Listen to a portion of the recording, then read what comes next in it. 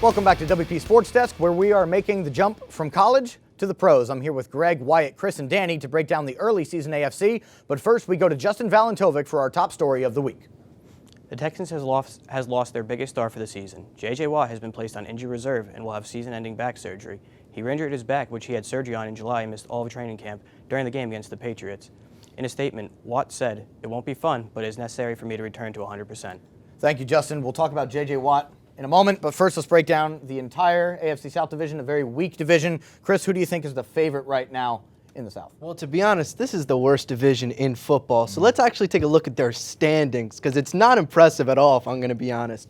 The Texans lead the division at 2-1, and then the Colts are right behind them, and the Titans are right behind them at 1-2, both unimpressive. And then the biggest bust of the season, the Jacksonville Jaguars, 0-3. That's almost embarrassing. This team was supposed to be so much better. But I'd have to say the Houston Texans, since they sit atop the division right now at 2-1, they have to still be the favorite in the long run. I agree with Chris. I'm disappointed in Jaguars. Beginning of the season, I thought they'd be good, but I think the Colts are going to win the division. This division's bad enough where an 8-win team can win the division. Andrew Luck can pull out enough wins on his own to get the Colts to the playoffs. Greg, I absolutely can't agree with you enough. I mean, Jacksonville Jaguars, if you look at Allen Robinson, he really should be top-tier wide receiver in the NFL. He's killed my fantasy team too, but 100% I have to agree with you, the Indianapolis Colts. Really all comes down to the quarterback play. I can't believe in Brock Osweiler yet, but I can't believe in Andrew Luck. Start believing. Okay. Danny, what do you think? I think it's going to be tough for Houston without J.J. Watt, but they have their schedule the next couple of weeks is going to be a big test for them. They have the Titans next week, so if a win there, they'll be up 2 games on them. They have a real test week 5 against Minnesota, and then another divisional game with the Colts. So these next 3 weeks are big for the Texans. If they can hold on these next 3 weeks, pick up 2 out of 3, I think they're in a good place to hold on to this lead. Okay, now Danny, we'll keep it with you. We heard about the injury with J.J. Watt. So let's talk about him and his Patriots. They're 3-0, no Brady, no Gronkowski. What has been the biggest key for them? Well, I mean, the Patriots, they remained in the spot they're in. They're 3-0 because of LeGarrette Blount. A lot of people are just consider Garrett Blount a guy who's going to pound something in on the goal line on a primarily throwing team. But LeGarrette Blount very quietly took the lead in rushing this season. He has 298 rushing yards. He's number 1 for all running backs.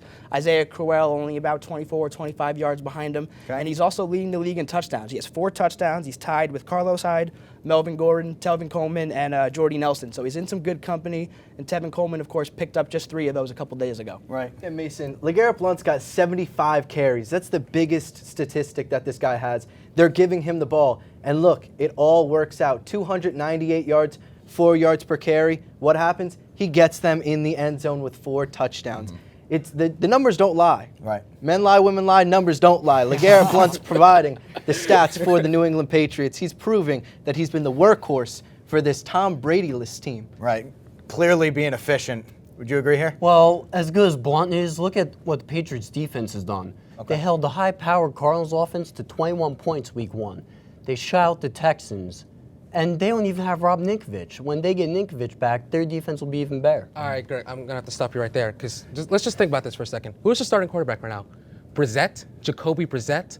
Who's the wide receiver? Julian Edelman? LeGarrette Blount is leading the NFL. It's clearly Bill Belichick, all right, guys? It's the scheme. The scheme has done the most work for the Patriots. It's been like that since Belichick has been the coach of the Patriots. It doesn't matter who plays for them. It just matters the system. It's completely with the system. Speaking from Jets fan perspective, that guy is going to haunt us 10, 15, 20 years after Brady's gone. Even when he dies, they'll probably prop him up on the sideline like weekend Burns, and he'll still coach.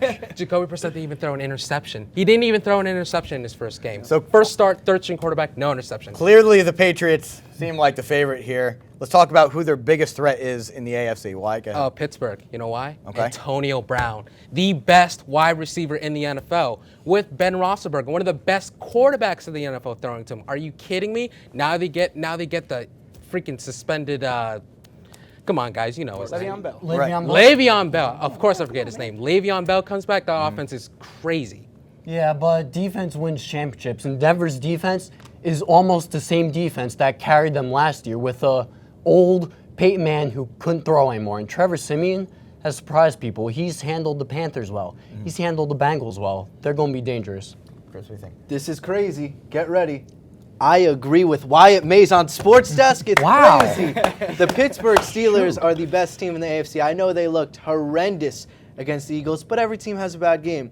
Antonio Brown, best receiver in the league. They get back the best running back in the league. They have the best quarterback in the league, in my opinion. This offense is high-powered, and they are going to tear apart Denver and New England when they get the chance. Danny, a lot of bold opinions here. What do you think? Yeah, I think we got an evenly split squad. We got 2 for Pittsburgh, and I'm going to agree with Greg and go with Denver. All right. I mean, Trevor Siemian, no one was really ready to believe in him. Everyone thought they were going to get pounced week 1 against Carolina. He came out. He played like a true vet. I mean, he had a great game. He's continued to have great games. He just exploded this past week. C.J. Anderson's playing like the running back that he was supposed to play like last year, and they have a nice schedule coming up, a lot of weak defenses in the next coming weeks. I think they can pull it off. Okay, guys, let's wrap it up. Keeping it with the AFC, let's talk about some sleeper picks. Danny, who and why? Even though I didn't pick them as my earlier pick as who I think is going to win the division, I'm not ready to give up on the Jacksonville Jaguars yet. They're 0-3. Okay. They're underperforming all expectations, but they still have a great team. Allen Robinson led the league in touchdowns last year. He had 14, tied with Brandon Marshall. Allen Hurns only a couple behind at 10. They have a high-powered offense, and if their defense can get it together and the running backs get going, I think the Jaguars are going to be just fine. The Oakland Raiders, the black hole. This team's been for years supposed to take the next step. This is the year where they take the next step, and hey, next year they might be in the hot weather in Las Vegas, so got to get the winning done in California. Derek Carr needs to lead this team, and he will, and this team will make the playoffs. Oh, Chris, we're having a great week this week because I got to believe in the Raiders. The Raiders are coming back, man. The Raiders. Derek Carr is on pace to have more yards than he's ever thrown in the league. And guess what? He's only thrown 1 pick. He's only been sacked twice. The Oakland Raiders have only gotten their quarterback sacked twice. That is incredible. Not to mention Amari Cooper. The running game's working well. I got to go with the Raiders. Okay, there are 3 3-0 teams in the AFC. Patriots, Broncos, and the Ravens, who nobody talks about. Their defense is much improved over last year because they had a lot of injuries on both sides of the ball, over 20 players on IR. But their defense, second fewest points allowed, fourth fewest yards allowed. If their offense wakes up, they'll be dangerous. I'm going to make the bold call. I'm thinking the Chiefs' defense is stepping up. Peters has a couple picks. I don't know. Just for the sake of being different. Stranger things have happened. Right. Fitzpatrick helped him out last week. So as you can see here, clearly some differing in opinions, but we'll have to wait and see how the season plays out. That's all the time we have for football. Next, we will bring our baseball analysts on for the latest in the MLB. Don't touch that remote.